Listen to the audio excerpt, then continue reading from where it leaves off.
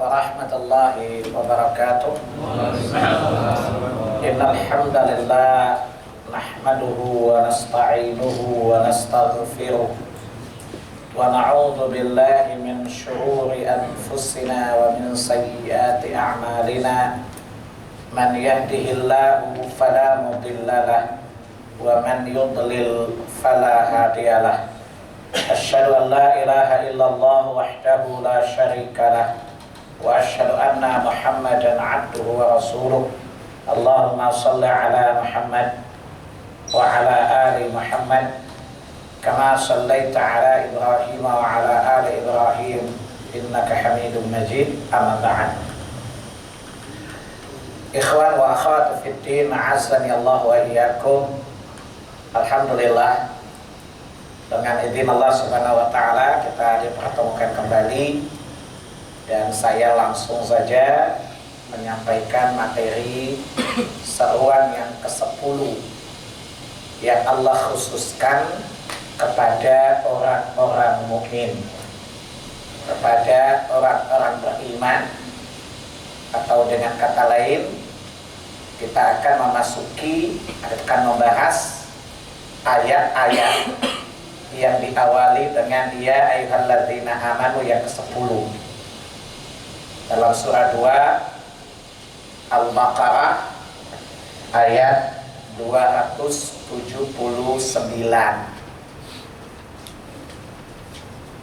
Pada ayat ini Allah menjelaskan betapa tercela dan betapa buruknya riba dan pemakan riba itu.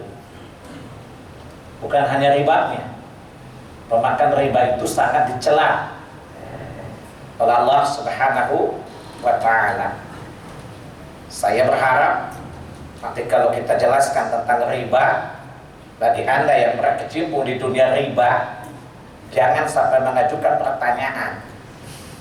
Karena saya pernah jelaskan di sebuah bank tentang riba halal haram. Lalu pegawainya nanya, Pak Salim, kalau memang riba itu haram, terus kami berhenti di sini kerja di mana? Saya jawab, saya bukan menaker trans, saya bukan menteri pekerjaan, bukan menteri tenaga kerja. Karena saya belum dihubungi satu presiden pun untuk menjadi menteri tenaga kerja. Jadi urusan kerjaan tanya sama menterinya. Saya hanya menjelaskan hukumnya. Ngerti enggak? Jadi jangan coba-coba nanya gitu ya.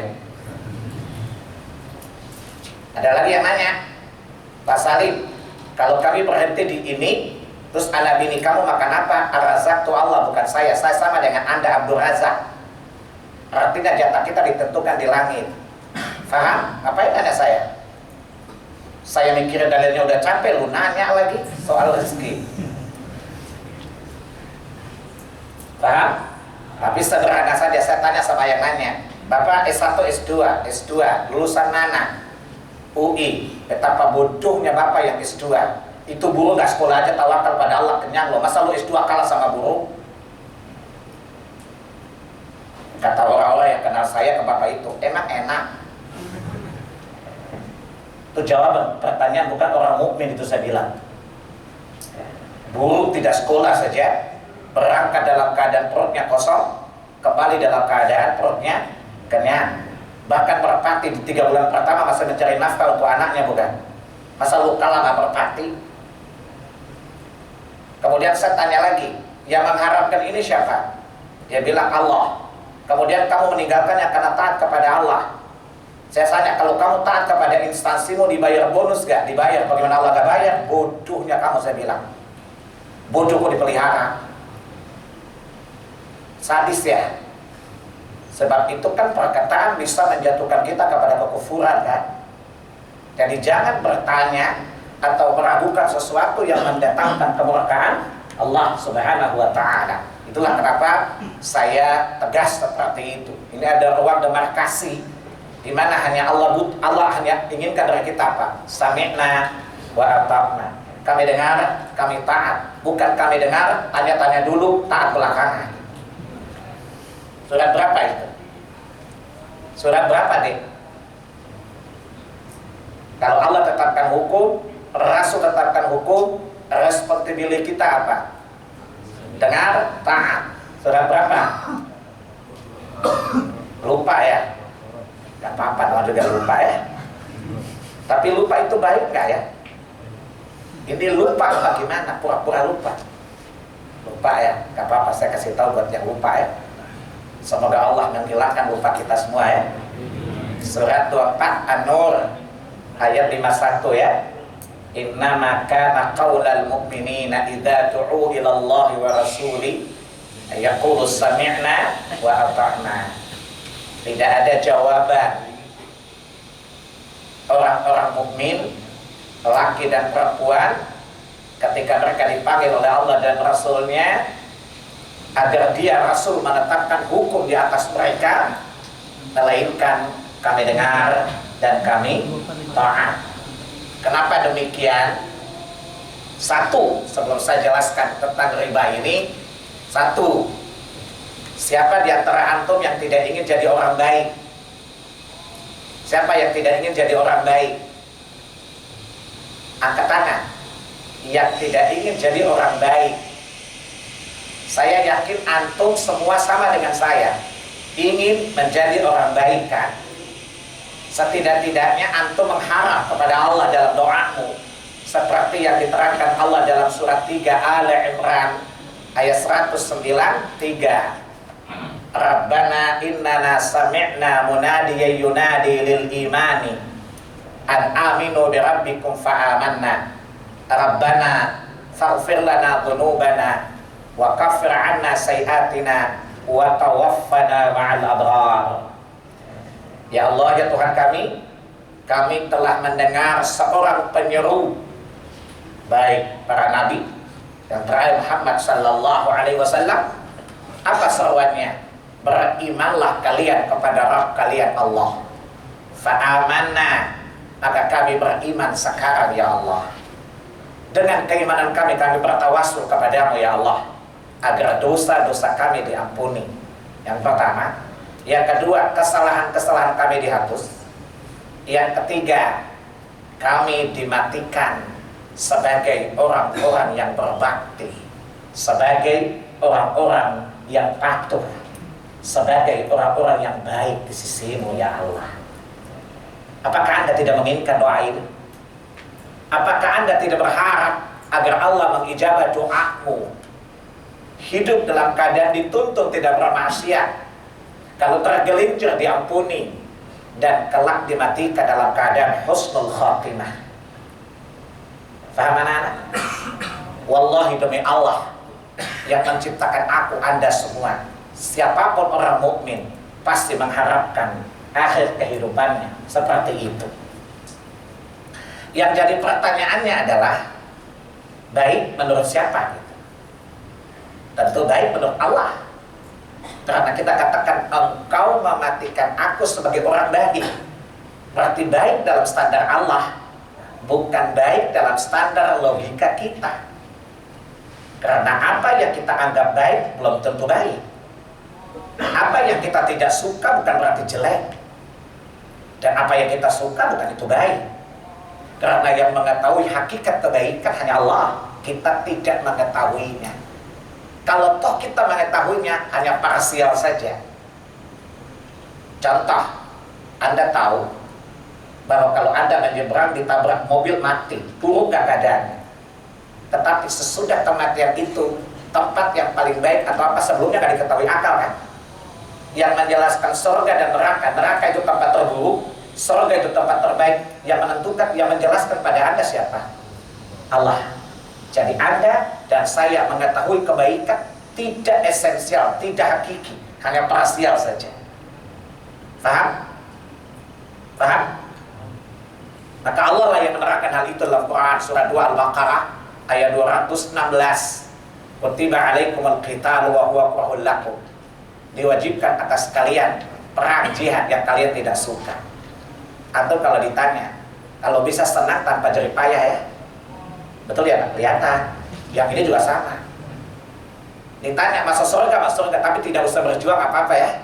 Langsung aja masuk surga. Dan perang itu sangat tidak menyenangkan, bukan? Lalu apa kata Allah? Asa an takrahu syai'an wa huwa khairul lakum. Boleh jadi yang kamu benci itu baik untukmu. Wa asa an tuhibbu syai'an wa huwa syarrul lakum. Boleh jadi apa-apa yang kalian suka itu justru tidak baik untuk kalian. Menunjukkan akal tidak bisa memahami hakikat kebaikan dan keburukan sesungguhnya. Wallahu ya'lamu wa antum la ta'lamun. Dan sungguh yang mengetahui hakikat kebaikan dan keburukan adalah Allah, bukan kalian. Jadi kalau artinya apa? Bahwa akal kita mengetahui kebaikan setelah kita belajar dulu kan. Nah, Allah Maha tahu bukan? Kalau Allah menerangkan, apalagi yang meragukan bahwa ini baik, dia perintahkan, ini buruk, diharapkan. Kenapa kamu ragu? Bukankah ketika Anda belajar waktu SD, semua yang disampaikan oleh sang guru tadi kamu cerna mentah-mentah? Apa yang membuatmu kamu menerima apa dikatakan guru? Karena guru pasti pintar. Betul? Guru pasti pintar. Guru tidak salah. Betul? Dulu waktu SD begitu? Saya tanya, bukankah Allah Maha Pintar? Bukankah Allah tidak mungkin salah? Kenapa Anda tidak lebih percaya kepada Rabbmu Allah Tabaraka wa Ta'ala dibandingkan kepercayaanmu kepada gurumu di waktu kecil dulu? Faham? Yang kedua, Anda pernah sakit? Anda pernah sakit? Anda ke dokter? Kenapa Anda ke dokter? Anda ingin sembuh, bukan untuk berobat. Ya, berobat kan sebabnya. Tujuannya adalah ingin sembuh. Kenapa Anda mencari kesembuhan kepada dokter? Karena Anda percaya dia punya kemampuan untuk bisa memberi solusi penyakitmu untuk sembuh. Ini bicara bagi orang yang tidak bergantung kepada Allah, faktor kesembuhan bukan. Tapi seluruh logika manusia mengatakan bahwa dokterlah yang paling tahu cara penyembuhan itu. Betul? Anda yakin itu bukan? Seorang dokter pasti mumpuni bukan? Anda datang ke sana, pertama apa?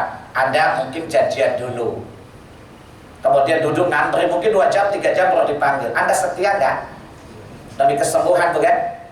Anda tunggu, kemudian dokter masuk, dokter memanggilmu masuk, kemudian dokter bilang coba buka baju. Ada patuh atau nolak? Aku tidak butuh ketawamu, aku butuh jawaban. Anda buka baju bukan? Kalau dokter kandungan bahkan melihat onderdilnya atau pasiennya bukan? Nah, padahal matanya kabur, kalau satu hafalan bisa hilang. Tapi seorang wanita membuka auratnya di hadapan dokternya karena percaya kepada sang dokter tadi. Kemudian dokter setelah mendiagnosa, dokter mengatakan Anda miom stadium 2. Dia percaya itu. Padahal siapa tahu itu salah diagnosa bukan? Boleh jadi dokternya sedang stres karena diceraikan bininya bukan? Lalu dia salah mendiagnosa bukan? Atau mungkin 2 penyakit yang gejalanya sama, betul? Ada beberapa penyakit yang gejala awalnya sama bukan? Tapi dokter tidak mau pusing, dia tetapkan saja Anda miom, Anda kanker, Anda ini dan itu. Anda percaya bukan? Kalau Anda nggak percaya, butuh second opinion bukan? Anda akan cari dokter yang lebih ahli dari ini lagi bukan? Inti-intinya kan tentang keahlian mereka dan bicara soal trust, keyakinan bukan? Kepercayaan bukan? Paham? Kemudian dokter menyuruh Anda untuk disuntik. Walaupun selama ini Anda tidak disuntik, Anda siapkan pantat disuntik bukan? Anda tidak mengatakan betapa tidak bijaknya dokter. Anda patuh bukan? Tapi kalau saya ngomong kebenaran, tidak enak, betapa tidak bijaknya Pak Salim. Itu kelakuan itu orang. Paham? Kemudian dokter mengatakan ini obat. Sehari makan berapa kali. Tidak boleh terlewatkan Pak, bahaya. Patuh nggak tuh? Patuh? Dokter mengatakan 3 minggu kemudian balik lagi ya. Atau setelah obat ini selesai, balik lagi. Kemudian balik lagi, sama seperti tadi. Janjian, datang, bla bla bla. Dan dokter mengatakan, dari hasil biopsi, Anda kanker stadium 2. Lalu Anda katakan apa? Gue pasrah sama dokter, gue mau diapain? Kata dokter, tidak ada pilihan lain kecuali 2. Pertama di kemo, resikonya bla bla bla bla, atau di operasi. Anda patuh kan? Pertanyaan saya, siapa penyembuh sesungguhnya? Tuhanmu atau doktermu? Kenapa Tuhanmu berbicara dalam Quran sebagai penyembuh, Anda tidak patuh? Kenapa Anda tidak mau berkorban untuk Tuhanmu demi sebuah surga yang lebih bagus daripada segalanya? Udah gitu bayar lagi coba. Apakah engkau membayar Tuhanmu seperti engkau membayar doktermu tadi?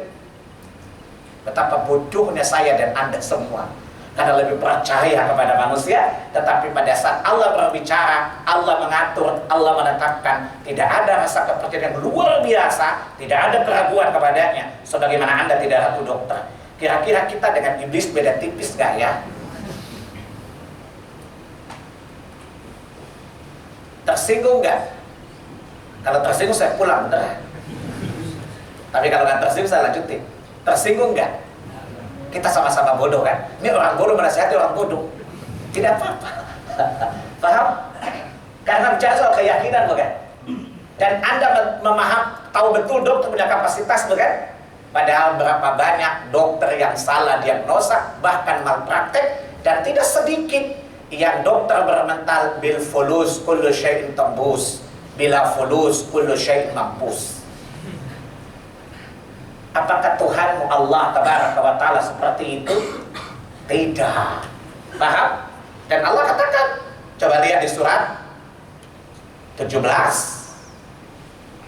ayat 82 misalnya, wa nunazzilu minal qur'ani ma huwa shifaa'un wa rahmatul lil mu'minin wa la yazidul zalimina illa khasara. Dan Allah telah menurunkan Quran sebagai penyembuh bukan? Tapi coba Quran bilang ini tidak boleh dimakan. Coba dokter bilang, oh papa kolesterol tinggi, nggak boleh makan ini, nggak boleh makan itu. Ibu jaga, bapak jaga nggak makanannya pak? Jawab, aku nggak butuh senyummu beneran, senyummu nggak bagus beneran. Betul? Bapak harus mengurangi jeroan, bapak harus mengurangi ini. Bapak, bla-bla banyak aturan. Dan Anda patuh bener tidak demi kesembuhan? Allah yang bicara, Quran itu penyembuh. Kenapa? Ketika Allah mengharamkan ini, Allah menghalalkan ini, Allah menetapkan jumlah ini, Anda tidak pernah mematuhinya. Ya, jadi kalau Anda melanggar aturan dokter itu namanya human error. Kalau Anda melanggar aturan Tuhan namanya iman error. Bahaya mana Pak? Human error atau iman error? Ya, kalau human error paling juga kebakar dikit. Tapi kalau iman error kira-kira berteman sama Firaun nggak? Ya minimal lah, walaupun beda kelas gitu loh. Tapi masih satu game juga. Betul? Di surat 10 ayat 57 kata Allah Tabaraka wa Ta'ala, ya ayuhan nas qad ja'atkum mau'izatun min rabbikum wa shifaa'un lima fis sudur wa hudaw wa rahmatul lil mu'minin. Wahai manusia, telah datang dari Rabb kalian Allah Jalla wa Ala, yaitu Al-Quran ini sebagai pelajaran yang menjadi obat penyembuh bagi penyakit yang ada di balik dada-dada kalian tadi, hati bukan? Coba lihat, orang lumpuh, orang buta, mimpi negara, tapi hatinya bersih, otaknya cerdas. Dengan orang yang sehat fisiknya, tapi berpenyakit hati, suruh mimpi negara, mana yang rusak? Cepat jawab. Hei, cepat jawab. Kok nggak ada suaranya? Coba saya suruh dangdutan. Saya kira masih nyanyi ya. Emang ini kelihatan wajah tukang karaoke. Iya kan? Betul ya. Jadi kita apa itu namanya? Kita langsung aja. Allah bilang itu adalah sesuatu. Jadi Allah paling tahu sekali, maka ikutin saja. Tidak usah bantah. Jelas ya? Maka ikutilah apa yang Allah turunkan dari kita. Allah bilang apa? Tadi, obat bagi penyakit yang berbahaya itu adalah penyakit yang ada di balik dada. Maka Allah ketika menjelaskan tentang cacat, Allah tidak celah cacat fisik. Yang Allah celah itu cacatnya hati.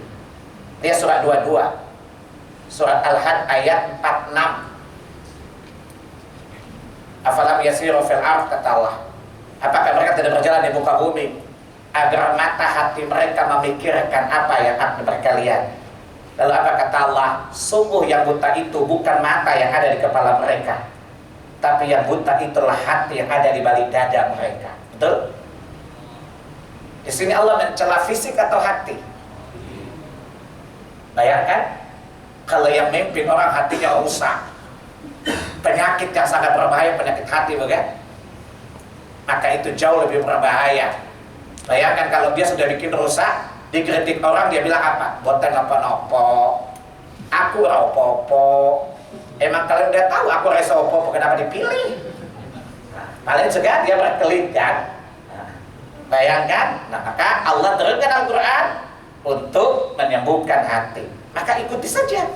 Bagaimana sang dokter abadi tadi, sang penyembuh, maha penyembuh tadi memberikan resep agar hatimu hidup. Paham ya? Yang ciptakan perut Anda siapa? Yang ciptakan jiwa Anda siapa? Yang paling tahu yang cocok bukan perut dan hati Anda siapa? Allah kan? Maka Allah mengharapkan riba, Allah mengharapkan zina, Allah mengharapkan khamar. Kenapa? Karena kita tidak tahu sesuatu yang membahayakan kita secara hakiki. Kita hanya tahu secara hissiyah. Contoh, Anda tahu kotoran itu berbahaya enggak? Kotoran manusia itu berbahaya bukan?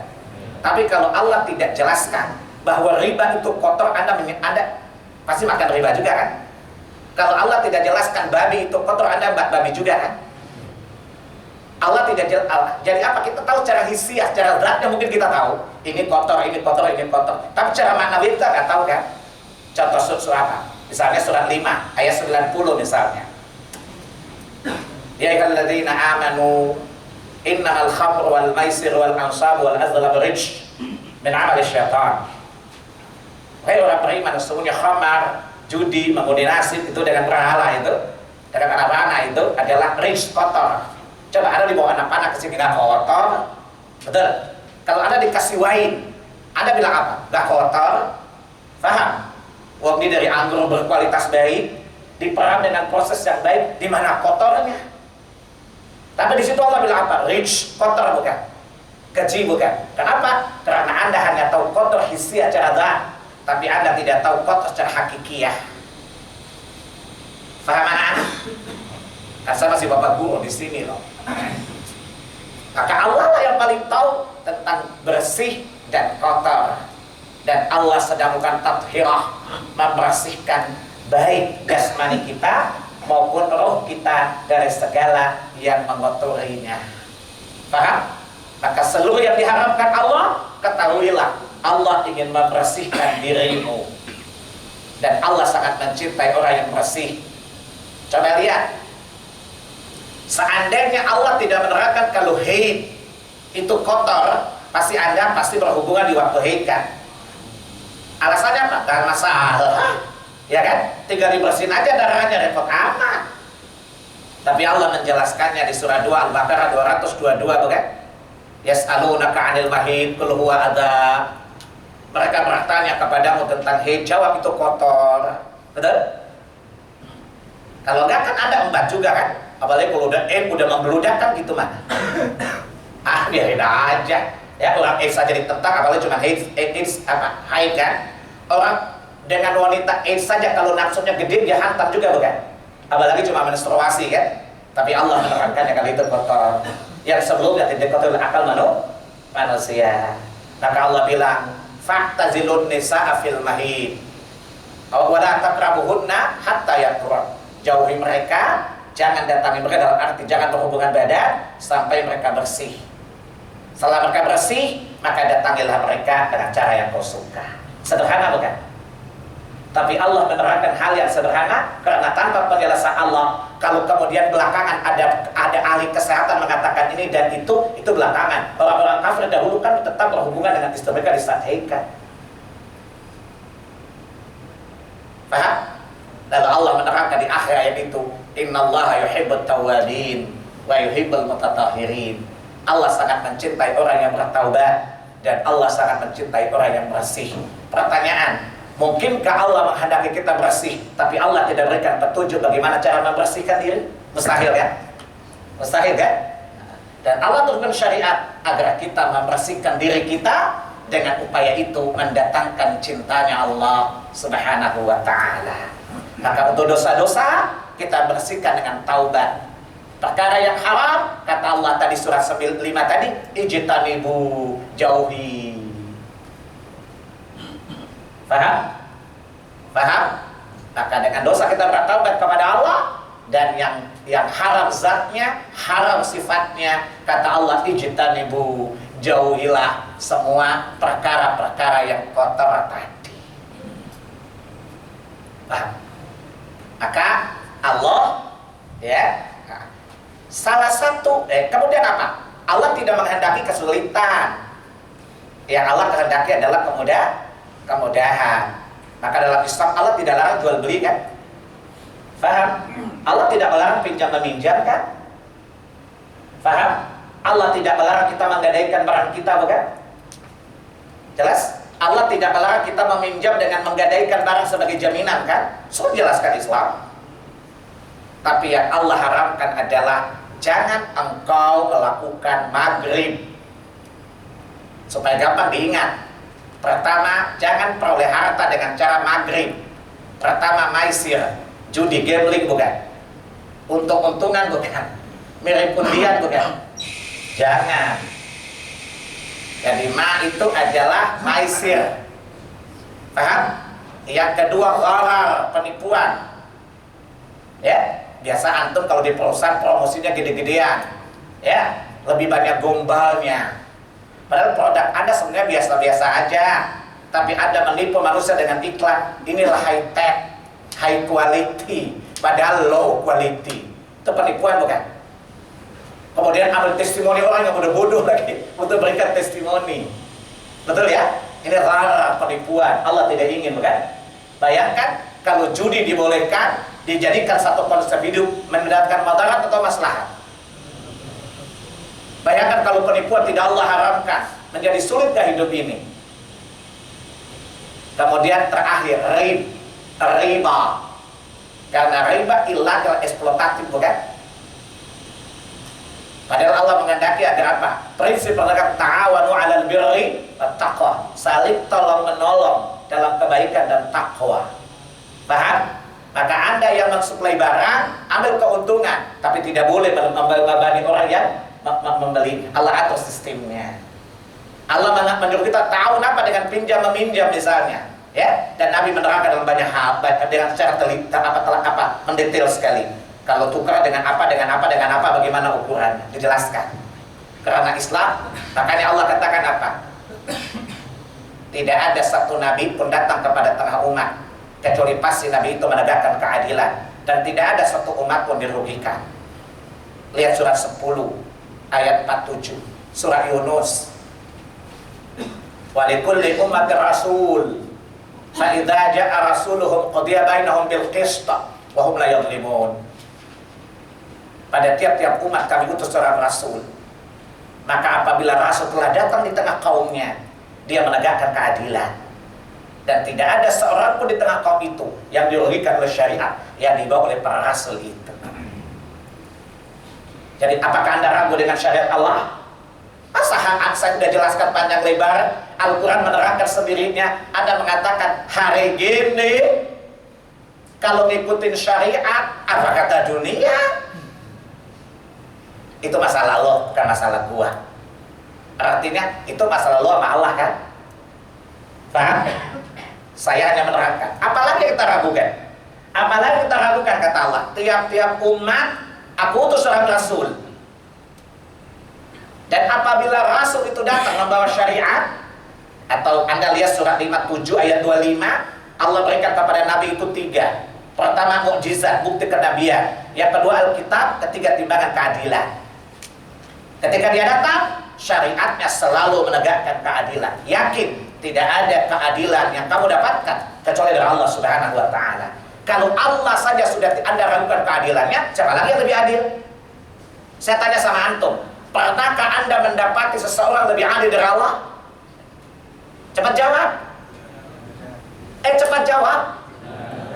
Kalau tidak, kenapa Anda ragu yang Allah katakan? Berarti paling tidak Anda mengatakan ada kok lebih baik.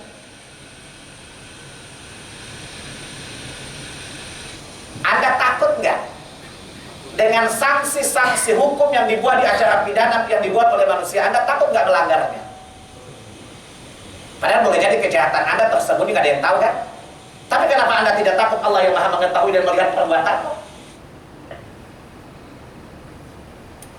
Coba Anda katakan, Anda ketika melanggar lalu lintas, Anda takut nggak ditilang? Kalau Anda pintar dari polisinya, Anda bisa melawan nggak? Kira-kira Anda dan malaikat lebih kuat mana? Coba jawab, yang sebelah kiri saya. Kenapa kita punya keberanian menentang hukum Allah? Padahal Anda tidak menghindari. Anda bisa menghindar semua orang kan? Pertanyaan saya, mungkinkah Anda menghindari kematianmu? Bisa hindar nggak? Udah siapkan bunker anti mati nggak? Udah. Kalau memang kamu tidak bisa menghindarinya, maka Allah bilang, kembali ke agama. Selalu datang hari di mana kamu tidak bisa menolaknya. Lihat surat 30 ayat 43, surat Ar-Rum. Fa'aqim wajhaka lid-dinil qayyim min qabli an ya'ti yawmun la maradda lahu min Allah yawma idzi yasaddaun. Hadapkanlah wajahmu dengan lurus kepada agama yang lurus sebelum datang satu hari yang menimpamu yang kamu tidak bisa menolak. Coba Anda bikin pernyataan, berani nggak bikin pernyataan? Dengan ini kami menyatakan berani melawan Allah dan malaikat maut ketika ajal datang. Berani siapa? Coba bikin statement itu. Coba tolong tunjukkan ke tangan wahai ikhwan. Coba siapa di antara antum berani bikin pernyataan semacam itu? Coba cepat. Nyali kecil juga ya. Lebih jago Fir'aun ya. Coba Allah, siapa yang berani menyatakan aku berjanji, dengan ini menyatakan pernyataan Allah tidak bisa menentukan kematianku. Allah menentukan hari hanya, gue mengatakan katakan tidak pada kematian. Model iklan aja Allah. Betul? Siapa yang berani membuat iklan katakan tidak pada kematian? Siapa berani mengatakan iklan itu? Kayak Partai Demokrat dulu punya iklan, katakan tidak pada korupsi. Halnya disembunyikan. Sekarang katakan tidak pada hal korupsi. Nah, karena halnya waktu itu belum ngomong.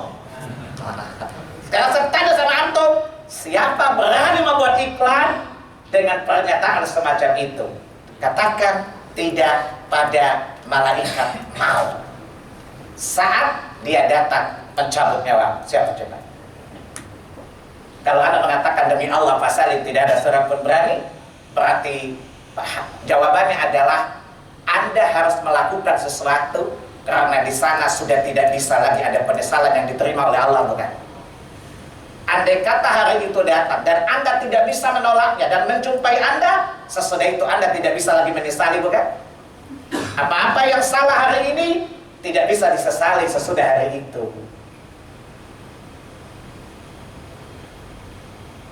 Andai kata Anda menyesal pun, Allah tidak akan mendengarkan sesalanmu lagi. Kalau Anda menyesal, maka tepislah penyesalan itu, kembali berpegang teguh di atas agama. Ya tentu agama kita kembali kepada seruan yang keberapa? Yang keenam kan? Udkhulu fi silmi kafah. Paham? Agama Allah Islam dan Anda harus memasukinya menyeluruh. Jangan sholatnya diambil, ribanya kenceng. Ya, pergi haji buang riba pula. Jelas? Jelas tidak? Rupanya yang ketawa-ketawa gue kena deh gitu ya. Saya tidak bermaksud menyentil siapa ya. Saya bermaksud mengingatkan kita semua termasuk saya bahwa emang agama ini datang bukan untuk membuat masalah, tapi agama ini datang untuk menyelesaikan masalah. Coba, misalnya Allah bilang riba itu haram. Anda yakin gak dengan pernyataan Allah? Yakin. Yakin Allah bermaksud baik ke atas Anda? Yakin gak bahwa Allah ingin membersihkan, menjaga kebersihan diri dan hatimu? Yakin gak kalau kamu patuh Allah merahmatimu? Bagaimana, kenapa Anda ragu? Gak masalah kan? Jadi sebenarnya masalah ada pada syariat itu ada pada hatimu tadi.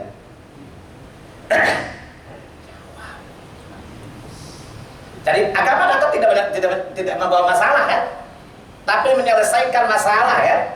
Ketika semua dibangun dari dasar pemikiran yang lurus di atas ilmu yakin, hakul yakin, gak ada masalah lagi kan? Paham? Tapi ketika gue makan apa, gue kerja di mana, terus besok gimana, besok gimana, besok gimana, besok gimana, mati loh, besok mati juga kan? Masalah yang di belakang lebih besar lagi, bukan? Maka saya tidak setuju dengan pegadaian menyelesaikan masalah tanpa masalah. Lawang dia riba kok. Masalah paling besar di akhirat, bukan? Dan di surat 2 Al-Baqarah 275 di mana Allah mengawali riba, Allah bilang, alladzina ya'kuluna riba la yaqumuna illa yaqumul ladzi yatakhabbatu syaitanu minal mas. Pemakan riba itu kelak tidak berdiri di hadapan Allah, melainkan berdiri seperti setan gila. Udah setan gila lagi. Anda bayangkan bagaimana menyelesaikan masalah tanpa masalah. Jadi itu iklan perlu diganti. Menyelesaikan masalah kecil, mendatangkan masalah besar.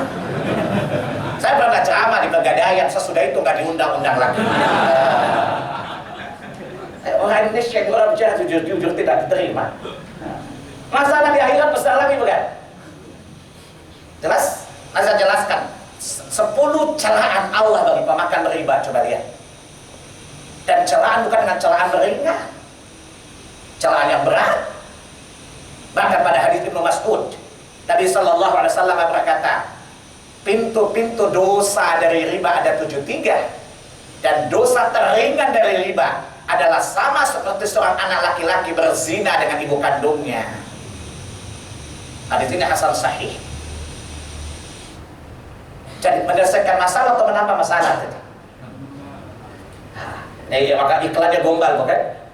Tapi iblis bilang apa? Lu gue banget, lanjutkan. Bersama kita bisa. Artinya koalisi iblis. Namanya KIH, koalisi iblis hebat. Bisa jadi. Bukan Indonesia hebat. Jadi kan setan mau cari kawan kan, kolega kan. Gue udah setan gila lagi. Jadi setan pasti cari koalisi dong.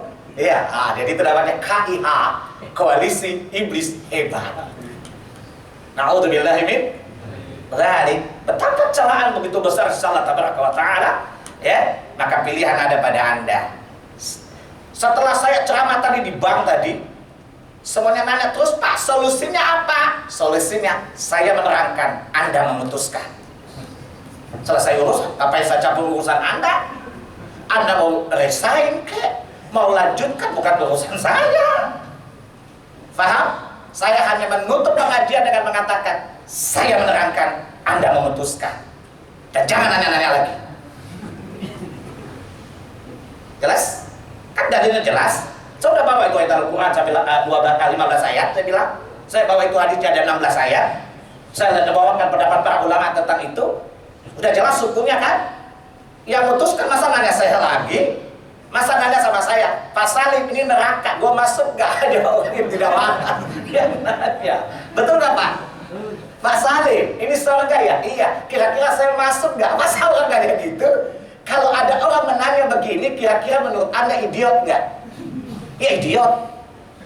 Saya udah jelaskan hukumnya dari Quran, Sunnah, semuanya gampang. Berarti riba mengantar kemana? Kan neraka kan? Masa nanya, tuh sikap saya gimana Pak? Ya lari lah. Masa sudah di atas tebing, di atas lubang, masih nanya lagi, Pak Salim, sikap saya gimana soal lubang ini? Kira-kira kalau ada orang begitu, Anda gila-gila kemana enggak? Kira-kira apa? Gila men gitu ya. Paham? Paham? Supaya tidak boleh ada pertanyaan seulang lagi lah ya. Atau saya sikat Anda kalau nanya begitu lagi. Karena prinsipnya saya menerangkan. Coba tanya Ustaz, dalilnya sahih apa tidak gitu loh. Sumbernya dari mana? Oke? Nah, setelah kita tahu kesahihannya, maka tidak ada bagi kita kecuali sami'na wa ata'na. Jadi saya menerangkan, Anda mendengar bukan? Ata'na dari mana? Ya Anda bukan dari saya. Artinya saya menerangkan, Anda memutuskan. Cukup sampai di situ. Baru nanti bulan depan kita jelaskan riba dan pernak-pernik. Tapi hari ini yakin riba haram kan? Riba itu dosa kan? Setan gila kan? Ada nggak jadi setan gila kan? Belum jadi setan udah gila aja susah. Gimana udah setan gila dari coba? Pasti nggak mau. Atau ada disebut setan lo mau nggak? Mau nggak antum disebut setan? Kalau Allah bilang orang makan riba itu seperti setan, berani nantang juga. Allah jangan gitu dong, masa aku dicap setan? Gak berani kan? Tidak ada deal di sini ya. Atau boleh deal lah, deal ada pada dirimu. Deal or no deal. Artinya kalau deal dengan Allah oke. deal dengan Allah kembali juga. Deal dengan nafsumu atau tidak deal dengan nafsumu, kan itu padanya kan. Nah, kita hanya kembali untuk mentaati Allah sebagai Rabb dan ilah kita, atau kita menjadikan hawa nafsu sebagai ilah kita, sebagaimana Allah katakan di surah 45 Al-Jathiyah ayat 23, ya, afara'aita man ittakhadha ilahahu hawahu wa adallallahu ala ilmi. Apakah engkau memperhatikan orang menjadikan hawa nafsunya sebagai Tuhan? Maka Allah menyesatkan orang itu di atas ilmunya. Waliyahudzubillah, tentu kita tidak mau yang mempertuhankan hawa nafsu kita. Maka kata Nabi SAW, la yu'minu ahadukum hatta yakuna taba'an lima jitu bih. Tidak beriman salah seorang dari kalian sampai dia menjadikan hawa nafsunya tunduk kepada apa yang kubawa. Dan Allah di surat 7, surat Al-A'raf ayat 3, Allah katakan, ittabi'u ma unzila ilaikum min rabbikum wa la tattabi'u min dunihi awliya qalilan ma tadhakkarun. Ikutilah oleh kalian semua apa yang diturunkan oleh Rabb kalian, dan jangan kalian mengikuti pemimpin-pemimpin selain itu. Artinya haram dan halal sudah final, ya. Apa yang Allah haramkan sampai kiamat tetap haram. Apa yang Allah halalkan tetap halal sampai kiamat. Seandainya undang-undang menghalalkan riba itu bukan dari Allah, tetap haram. Faham? Jadi kalau ada undang-undang produk 560 orang legislator menyatakan transaksi riba itu legal di negeri ini, kata malaikat, lu kali gue enggak. Bikin 1000 undang-undang, tetap malaikat kiri bilang, gue catat pelaku dosa. Faham? Undang-undang tadi tidak akan merubah pelaku riba, dipindahkan catatannya ke kanan. Faham? Dan sesuatu yang legal menurut Allah, sesuatu yang baik menurut Allah, andai kata tidak dilegalkan di negeri ini dan orang melakukannya, malaikat kanan mengatakan itu jatah gue yang dicatatnya, bukan yang dikirim. Oke? Paham? Tidak berubah sampai kiamat. Homoseksual haram atau halal? Kalau nanti, ya, suatu saat, maklumlah ini kan yang menang ini kan partai sekuler nih.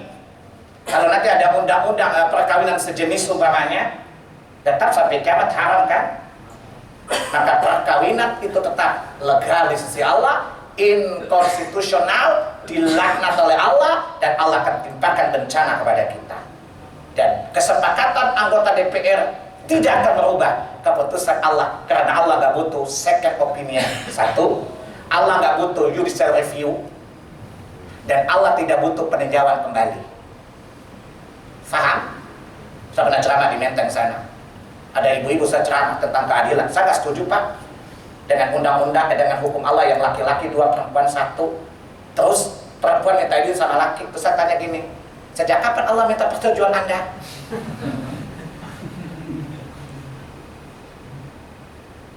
Sejak kapan Allah minta persetujuan Anda? Terus saya tanya dia, semua kebijakan suami Anda minta izin nggak sama Anda? Dia bilang enggak, karena suami Anda tahu, menanyakan kepada kamu repot urusannya. Suami aja tahu kamu bodoh, gimana Allah menanya kamu? Si ibu itu langsung keder. Dia bilang, gila men Pak Salim. Betul kan Pak? Saya tanya anggota DPR ketika undang-undang hearing nggak sama Anda? Dia bilang nggak dipanggil. Mereka tahu kamu bukan orang pintar. Ngapain dipanggil? Bikin repot tahu. Kalau orang sesama bodoh saja tidak mau nanya kamu, gimana Allah nanya?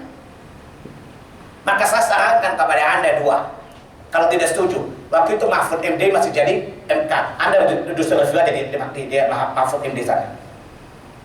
Mereka menerima atau tidak itu urusan mereka. Kalau tidak diterima juga, tunggu hari kiamat baru Anda bikin petisi di hadapan Allah. Bikin waktu mati, bikin pernyataan sekali di kertas bergetar. Lalu Anda bacakan di hadapan Allah, cari Rasulnya. Dengan ini saya menyatakan menolak hukum Allah warisan 2/1. Berani nggak? Dia bilang nggak, diam. Itu namanya ibu nekat. Dia bilang ini Pak Salim, tadi jawaban Bapak bikin saya sakit hati, tapi benar juga sih. Ya ibu di kantin stadium 4 atau diamputasi bu. Akidah ibu bahaya sekali. Maka tidak perlu kemo pak, langsung ada amputasi, repot. Jelas? Kalau nggak setuju silakan aja. Tunggu akhirat Anda ajukan petisi kepada Allah. Ya Allah, dengan ini saya bernama Fulanah bintu Fulanah bersama dengan geng saya yang di jalan ini menyatakan menolak dan baik sebagian atau seluruhnya tentang warisan dan hukum-hukum berkaitan dengan itu. Dia bilang, masa laki-laki poligami perempuan enggak? Bu, ibu waras nggak sih? Kalau orang poligami ditanya siapa bapaknya, jelas. Masa ibu poliandri ditanya anaknya, siapa bapakmu? Wallahu a'lam. Apa nggak repot bu? Ibu mau? Siapa tanya, nak siapa bapakmu? Wallahu a'lam. Karena saya tidak tahu, ibu saya lakinya 4. Saya nggak tahu seberapa yang membuahi ibuku, maka ditanya, siapa nama bapakmu? Nama bapaknya ganti semua anak wanita poliandri. Siapa nama ayahnya? Wallahu a'lam. Masa ada bapak namanya wallahu a'lam? Dia protes kenapa laki-laki poligami, perempuan nggak poligami. Ya repot kan saya tanya. Bapak, ibu, ibu poliandri silakan ibu poliandri saya anjurkan. Nanti besok ibu punya anak ditanya, siapa bapakmu nak? Wallahu a'lam. Kenapa? Saya tidak tahu seberapa yang membuahi ibuku saat itu. Laki pertama, laki kedua, atau laki ketiga. Gimana bu? Dia pergi cerita sama lakinya. Gila tuh Pak Salim, kata lakinya, kamu lebih gila. Jawaban Ustaz, pertanyaanmu gila atau enggak? Udah gitu dijelaskan, kamu bilang orang gila lagi. Ya, apa yang salah dari jawaban tadi?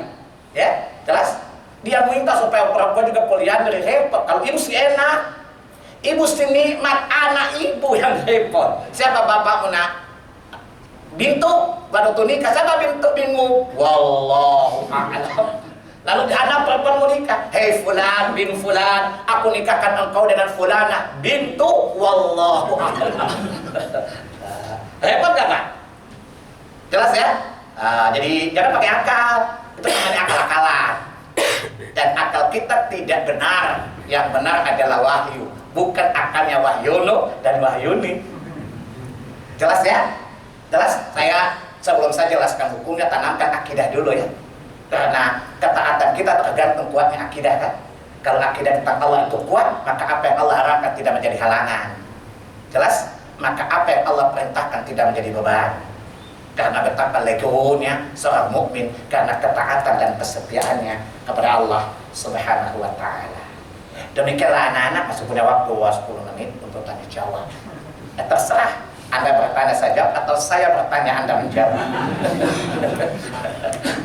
Silakan.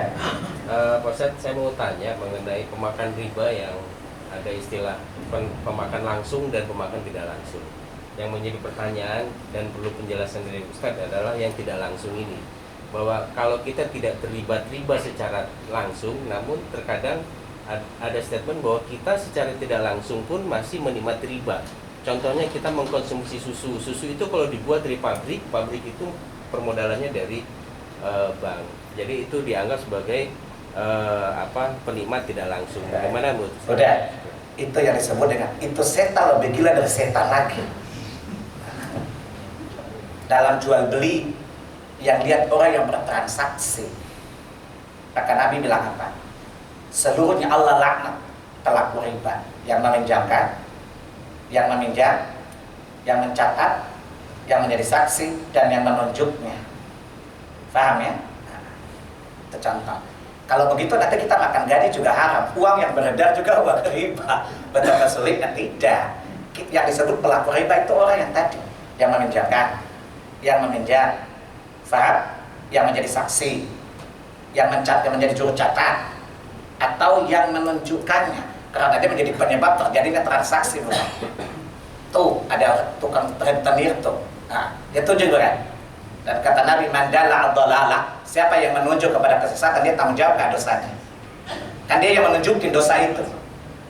Kemudian yang datang ini dosa pelaku bukan? Yang meminjam. Kemudian memperkuat, mempersaksikan itu, tukang 2 orang saksi bukan? Kemudian tukang mencatatnya, semuanya dilaknat oleh Allah. Nah, contoh lain dalam kaidah jual beli gini, nggak usah jauh-jauh deh. Nanti lama-lama kalau pelacur beli tidak boleh karena kita pelacur tidak langsung. Ini ada pelacur datang dari sana habis melayani 10 laki-laki satu malam.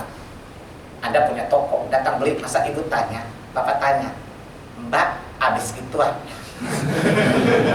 Ya kan? Iya mas, emang kenapa? Mas mau juga? Agak. Kenapa nanya? Karena saya takut saya termasuk melacur tidak langsung. Paham nggak? Dia mau melacur itu urusan dia, yang Anda lihat transaksi akan Anda dengan dia halal.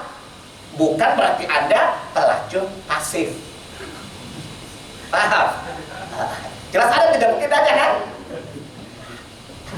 Habis gitu aja.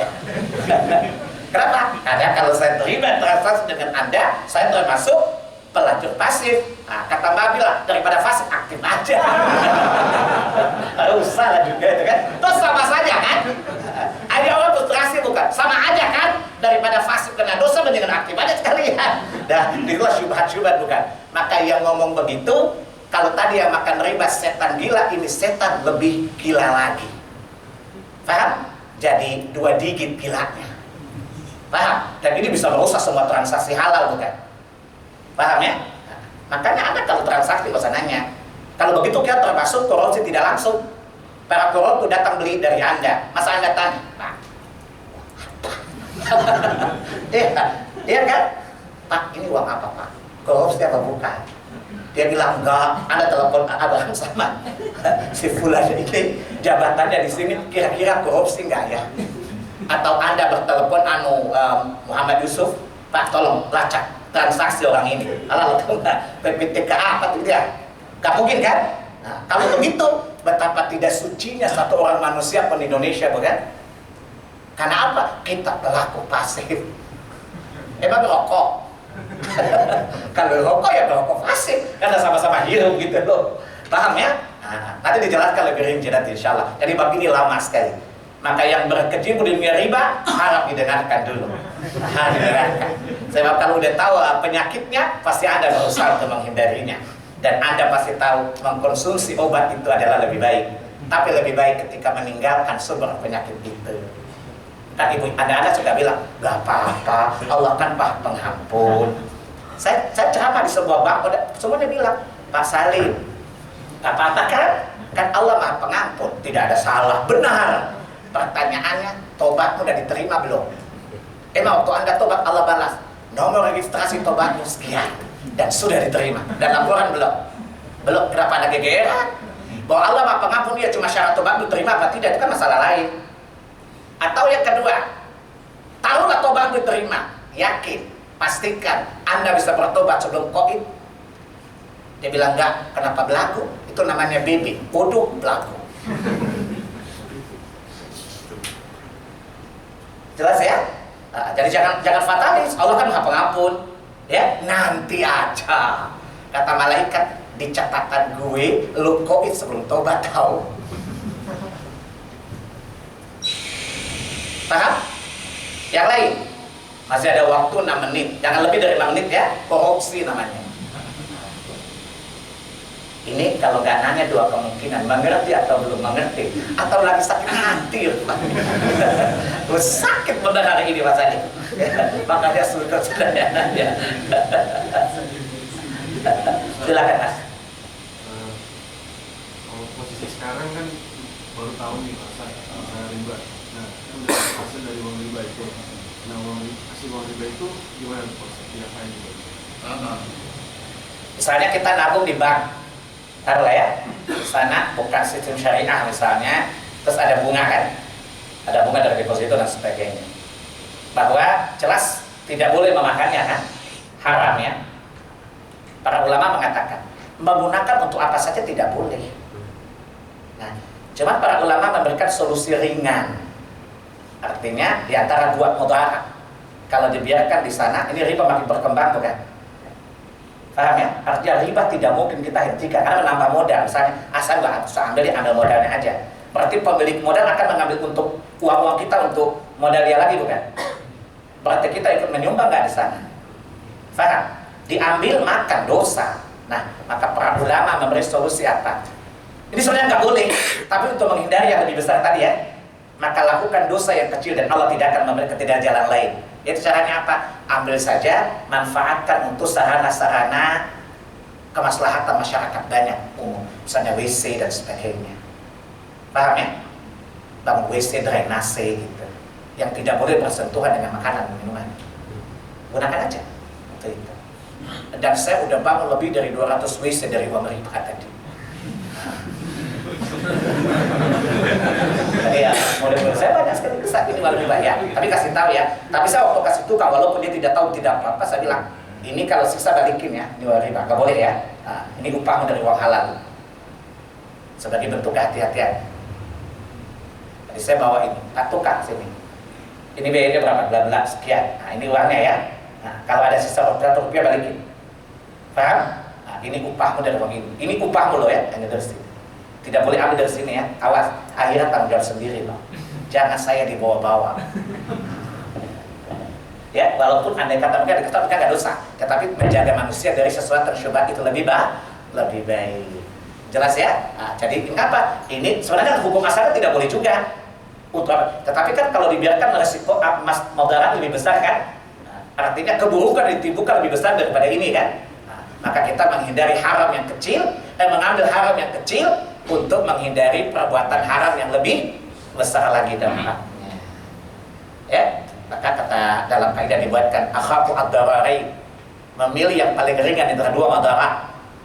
Ya, memilih yang paling ringan madaratnya dari dua madarat, yang satu besar, yang satu ringan. Dimana kita tidak pilihan ketiga ya. Ini ada pilihan ketiga nggak? Nggak ada kan? Ambil atau biarkan. Paham? Nah, biarkan ada resikonya, timbangkan. Besar atau kecil? Kalau nasabah sekian orang, juta orang gitu loh. Paham nggak? Nah, bayangkan lagi, misalnya Anda mana di banknya yang punya adalah seorang misionaris Kristen lagi gitu kan? Nah, sekolah itu kan dia bangunkan untuk sekolah gratis dan sebagainya, makin berbahaya bukan? Lebih membahayakan lagi kan? Nah, ambil saja, lalu gunakan untuk kemaslahatan manusia. Nah, karena ini untuk menghindari kemudaratan yang lebih besar. Saya kira anak-anak cukup ya, saya udah lelah loh beneran. Soalnya tadi saya ceramah dulu baru kesini ya. Tapi jelas nggak masalah hari ini? Jadi kalau saya, artinya wadah udah siap dong. Kalau besok saya jelaskan tentang riba, nggak sakit hati lagi kan? Nah, kan wadahnya udah oke gitu loh. Tinggal dituangin air besok kan? Nah, jadi metode saya kayak gitu. Sebelum jelaskan menuangkan airnya, saya siapkan dulu wadahnya ya, supaya masa sih gitu loh. Nggak lagi kan? Nggak lagi kan? Masa sih? Nggak lagi kan? Nah, karena wadah sudah saya siapkan, hanya punya dua. Menerima yang baik, menolak yang buruk kan? Ada sensor metik. Itu akidah bukan? Itu kan sensor metik kan? Dia hanya menyerap yang baik dan berani menyatakan tidak pada yang haram tadi. Paham? Demikianlah anak-anak sekalian. Saya masih bapak guru belum salam belum. Ya, saya kira cukup. Subhanakallahumma wa bihamdika asyhadu an la ilaha illa anta astaghfiruka wa atubu ilaik. Wassalamualaikum warahmatullahi wabarakatuh.